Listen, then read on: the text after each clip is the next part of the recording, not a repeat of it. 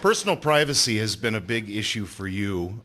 There's new passports out now that require something called an RFID chip, radio frequency identification chip, which means when you walk around with your passport in the airport, bad guys can, in about 5 seconds, boop, boop, get your personal information off it. Well, and now, with the Real ID Act, this is going to be in our driver's licenses as well. Is it going to be a national standard for all states? Yes. Has it happened yet? It's in law right now. What's happening is it was part of the, I believe it was part of the omnibus, Military Budget Reconciliation Act or whatever it was that was passed last fall, and probably somebody out here knows the exact piece of legislation, but it was passed by Congress and signed by the President. And what's happening right now is some states are starting to look at this and go, wait a minute, we got to put these things, we got to get biometric data, which means things like retinal scans or DNA or fingerprints or something. We've got to get that information. We've got to figure out a way to digitize it. We've got to put all this in RFID chips. We've got to put all this in our driver's license. This is going to cost us a fortune.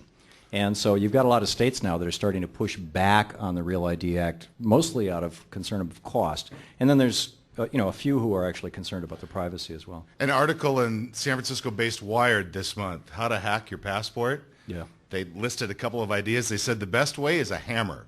Yeah.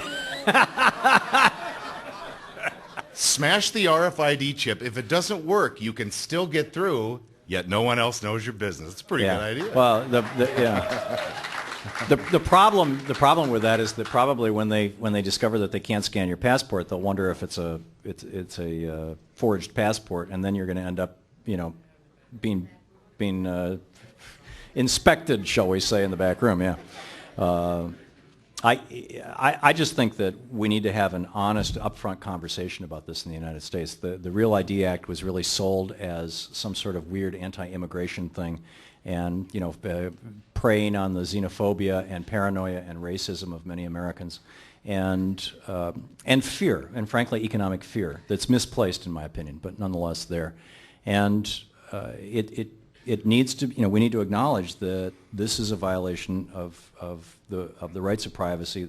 Go back to the placement of the Fourth Amendment in 1790 that we hold to be really important.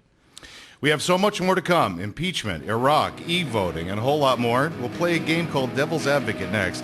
I'll be the bad guy. Tom will be the good guy. We'll tell you more about our Quake Progressive Action Coalition and the benefits of your free membership, and about the army of sorts, the Green Army we will raise for Earth Day 2007 in the Bay Area. More with Thom Hartmann coming up. This is the Progressive News Hour, streaming live at QuakeRadio.com and on the air on 960 The Quake.